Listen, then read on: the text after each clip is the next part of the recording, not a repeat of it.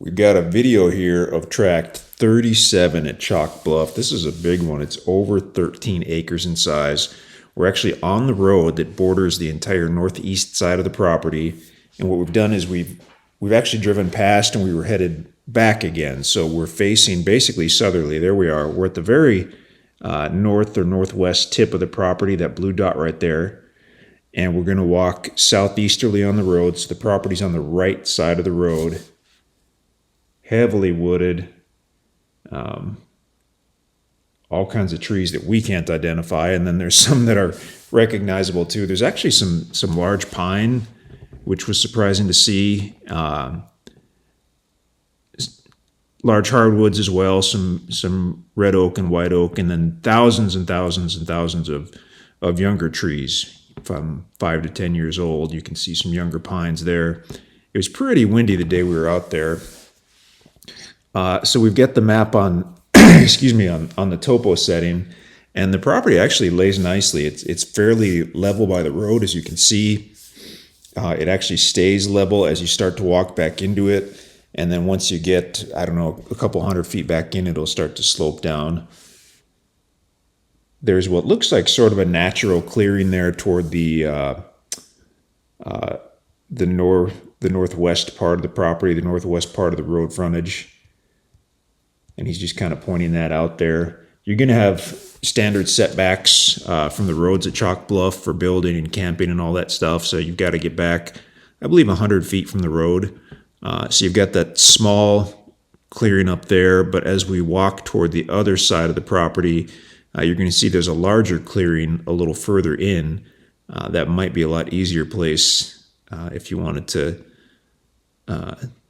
have a nice, large, level, open area without too much work. It would have to be brush hogged.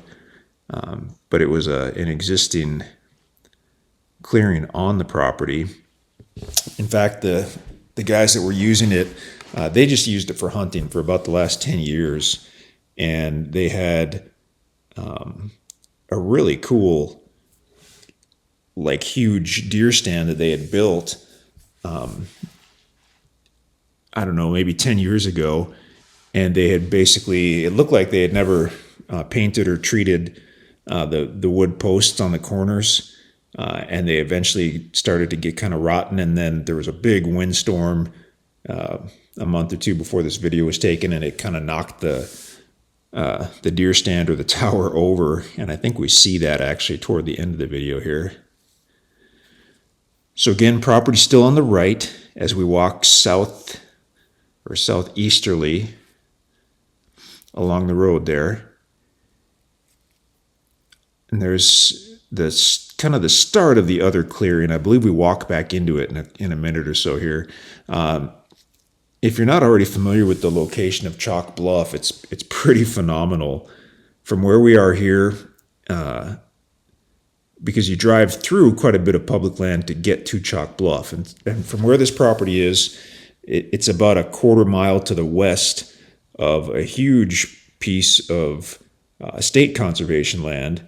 I believe it's the Rocky Creek Conservation Area, which you can use generally for hunting and recreation. So that's about a 3,000 acre chunk of the conservation land right there. There's more in the area, but that's within a quarter mile of the property.